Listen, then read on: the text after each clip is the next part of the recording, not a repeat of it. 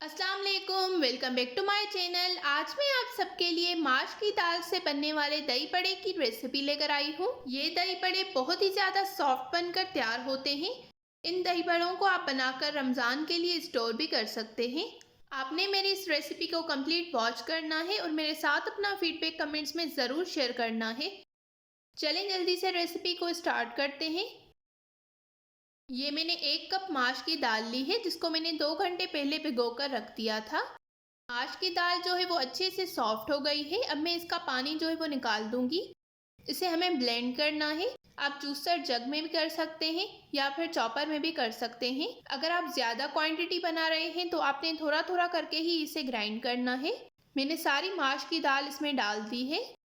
पानी आपने इसमें बहुत ज़्यादा नहीं डालना होता। 1 कप माश की दाल में मैंने हाफ कप से 1 टेबल स्पून ज़्यादा पानी यूज़ किया था और इसको हमने अच्छे तरीके से ब्लेंड कर देना है। बीच में आपने इसको एक बार अच्छे से मिक्स करना है। जो भी किनारों पर दाल लगी हो वो भी इसमें अच्छे से मिक्स हो जाए। दाल को मैंने अच्छे से ग्राइंड कर लिया है। ये इसका दरदरा सा पेस्ट होगा। अब मैं इसमें 1/4 टीस्पून नमक डालूंगी, 1/4 टीस्पून मीठा सोडा। अब इसको हमने 5 से 6 मिनट तक अच्छी तरह से बीट करना है। इसमें हमें एयर जनरेट करनी है, तभी हमारे भल्ले जो हैं वो बहुत ही ज़्यादा सॉफ्ट और मज़े के बनेंगे। 5 से 6 मिनट हो गए हैं। इसको मैंने अच्छे से बीट किया है। ये वॉल्यूम में भी डबल हो गया है। इसे चेक करने के लिए कि हमारा मिक्सचर सही है या नहीं, मैंने ये पानी लिया है, इसमें मैं थोड़ा सा ये मिक्सचर डाल दूंगी। ये आप देख सकते हैं, ये ऊपर फ्लोट कर रहा है। इसका मतलब हमारा बैटर बिल्कुल अच्छे से रेडी है। ऑयल को मैंने अच्छे से गर्म कर लिया है। अब मैं इसमें ये सारे भले डाल दूंगी। 6 से 7 मिनट तक हमें इसको पकाना है। आग आपने बिल्कुल डिम नहीं रखनी, मीडियम आग पर हमने इसको फ्राई करना है। अगर आप आग बिल्कुल कम रखेंगे तो ये अपने अंदर ऑयल जो है वो सोक कर लेंगे।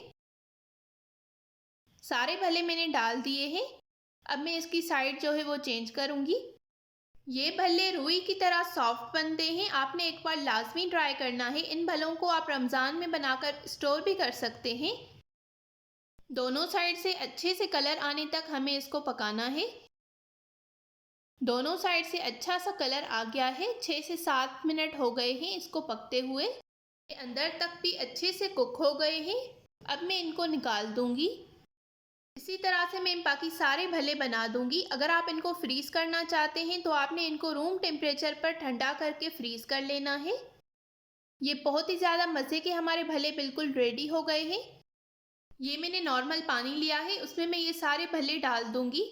अब मैं इसको 10 मिनट तक कवर करके रख दूंगी। हल्का सा मैंने इसको प्रेशर दिया है कि ये सारे भले अंदर पानी में सोख रहें। चलें तब तक हम दही बना लेते हैं। ये मैंने आधा किलो दही लिया है, इसको मैं अच्छे तरीके से मिक्स कर रही हूँ।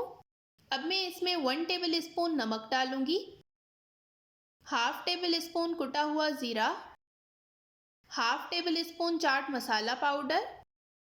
दही को हल्का सा पतला करने के लिए मैं इसमें हाफ कप पानी डालूंगी और इसको अच्छे से हमने मिक्स कर लेना है। कुछ लोग मीठे दही भल्ले बनाते हैं तो आप वो भी बना सकते हैं। मैं नमक के साथ बनाती हूँ। दही हमारी बिल्कुल रेडी हो गई है। अब मैं इसको साइड में रखूँगी। भले भी 10 से 15 मिनट हो गए हैं। अब मैं इसको हल्का सा प्रेस करके इसका सारा पानी निकाल दूँगी। बहुत ही ज़्यादा सॉफ्ट बनकर तैयार होते हैं, आपने लाजमी ट्राई करना है। चलिए अब इनको असेंबल करते हैं।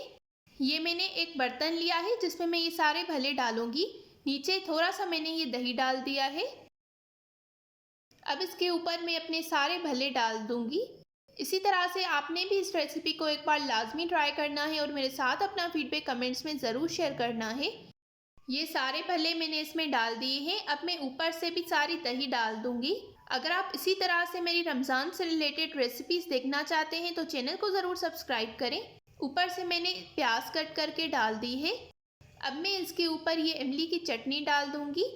इसकी रेसिपी भी मैंने अपने चैनल पर पहले ही अपलोड कर दी है, आप जाकर देख सकते हैं। मैं एंड स्क्रीन पर भी इसकी रेसिपी दे दूंगी। ये मैंने थोड़ी सी ग्रीन चटनी डाल दी है। अब मैं इसके ऊपर थोड़ा सा चाट मसाला डाल दूंगी। हमारे दही बड़े बिल्कुल बनकर रेडी हो गए हैं। उम्मीद करती हूँ आपको मेरी आज की ये रेसिपी पसंद आई होगी। अगर आपको मेरी ये रेसिपी पसंद आई हो तो इस वीडियो को ज़रूर लाइक करें, शेयर करें और कमेंट्स में अपना फीडबैक देना बिल्कुल मत भूलिएगा। मिलते हैं एक नई रेसिपी के साथ, तब तक के लिए thank you for watching. Allah Hafiz.